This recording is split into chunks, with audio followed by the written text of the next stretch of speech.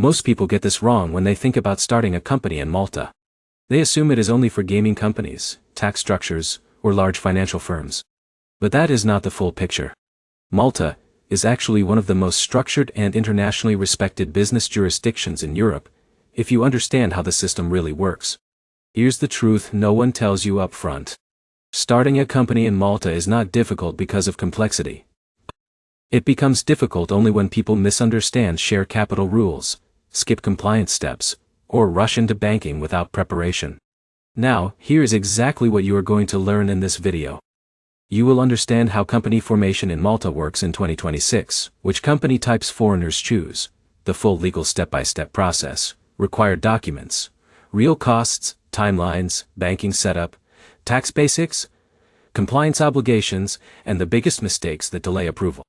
By the end you will have a complete roadmap from idea to fully operational company. And we are starting immediately with the most important foundation. Because before anything else, you need to understand Malta's company structure system. Now here's where most beginners get confused. They think Malta only has one standard company type. But Malta offers several structures, and choosing the wrong one can affect taxes, compliance, and banking. The most common structure for international entrepreneurs is the private limited liability company, known as unlimited. Think of it like an LLC in the United States, or a private limited company in the UK. The key advantage is simple. It protects your personal assets from business liabilities. Now here's where it gets interesting. Malta is part of the European Union, which means your company automatically benefits from EU market access and regulatory recognition. This is one of the main reasons entrepreneurs choose Malta for international operations. Now let's talk about something very important that beginners often misunderstand. To start a company in Malta, you need minimum share capital. For a private limited company, the standard authorized share capital is of €165, and at least 20% must be paid up before registration. Now here's the important detail. This is not a fee. It is company capital. It belongs to the business and can be used for operations after incorporation. Now here's a curiosity loop for you. In a minute, I will show you the exact step-by-step process that determines whether your company is registered smoothly or gets delayed due to banking and documentation issues. But first, let's answer a very important question. Can foreigners start a company in Malta? The answer is yes.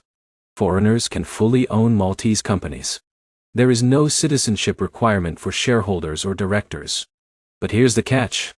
Malta is a compliance-heavy jurisdiction. That means even though ownership is open, documentation, banking and tax registration must be extremely precise.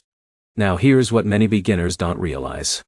Malta is not difficult to enter, but it is strict about financial transparency and regulatory compliance. Now let's talk about company management. A Maltese private limited company must have at least one director and a company secretary. These roles are legally required. Now here's where it becomes important. The company secretary must be a natural person, and is responsible for maintaining statutory records and filings. This is not optional. It is part of the legal structure. Now let's move into the full formation process. Company formation in Malta is not a single step. It is a structured legal sequence involving name approval, document preparation, share capital deposit, registration with the Malta Business Registry, tax registration, and banking setup. And in a minute, I will break down that entire sequence so you understand how everything connects without confusion. But first, let's talk about documents. You will need the Memorandum and Articles of Association. This is the core legal document of your company. It defines shareholders, capital structure, business activities, and internal governance rules.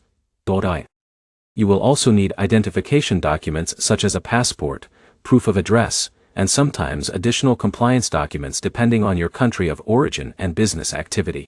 Now here's where most beginners make a critical mistake. They underestimate compliance accuracy. In Malta, small errors can cause delays in both registration and banking onboarding. Now let's move into the step-by-step process. Step 1 is choosing your company name. Your name must be unique and approved by the Malta Business Registry. It cannot conflict with existing registered entities and must comply with naming guidelines. Now here's a retention moment.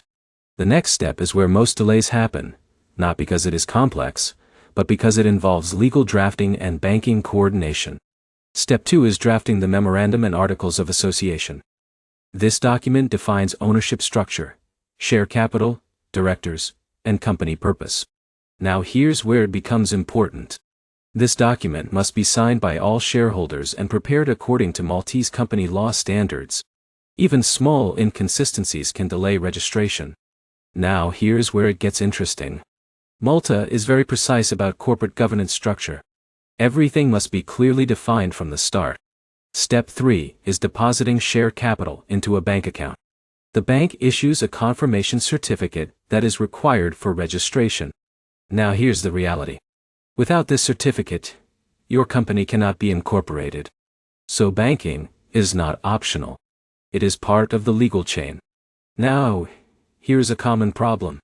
Banking in Malta is strict due to EU compliance rules and anti-money laundering regulations. Banks will ask detailed questions about business activity and source of funds. But here's the solution. A clear business plan and transparent documentation significantly improve approval chances. Step 4 is registration with the Malta Business Registry. This is the official authority responsible for company incorporation. Once approved, your company is legally created and receives a registration number. Now here's the moment everything becomes real. This is when your company officially exists in Malta. Step 5 is tax registration. After incorporation, your company is registered with the Maltese tax authorities. You receive a tax identification number required for invoicing and compliance. Now let's pause here because this is important. Many beginners assume they can start operating immediately after registration. But depending on your activity, VAT registration may also be required. In Malta, VAT registration becomes mandatory once your turnover exceeds the threshold, which is currently around €35,000 for certain services. However, voluntary VAT registration is also widely used for international businesses. Now here's where it gets interesting. Malta's VAT system is highly aligned with EU standards, making cross-border trade smoother. Now let's talk about banking in more detail. Step 6 is opening a permanent business bank account. This account is used for all transactions. Your share capital is transferred here, and all business activity flows through it. Now, here's a real-world example. Imagine Alex, a digital marketing consultant from India. He sets up a Maltese Limited. He works with clients in Germany, the UK, and the Middle East. He invoices through his Maltese company, receives payments in euros, and operates within a highly respected EU jurisdiction. This is why Malta is attractive. It combines EU credibility with strong international business recognition. A guide. Now let's talk about timing. In a smooth case, company incorporation in Malta takes around 5 to 10 business days. Sometimes faster, but banking approval often determines total timeline. Now here's the key insight most people miss. Speed depends on preparation, not luck. Clean documentation always leads to faster approval. Now, let's talk about cost. The cost of starting a company in Malta includes registration fees, legal drafting fees, share capital requirements, banking setup costs, and optional service provider fees. But here's what really matters. The cost of mistakes is much higher than setup costs. A rejected bank application or incomplete documentation can delay your entire business launch. Now let's move into ongoing obligations because this is where real responsibility begins. Once your company is active, you must maintain accounting records, submit annual financial statements, and comply with tax regulations. Now, here's a common mistake. Many beginners assume inactive companies have no obligations.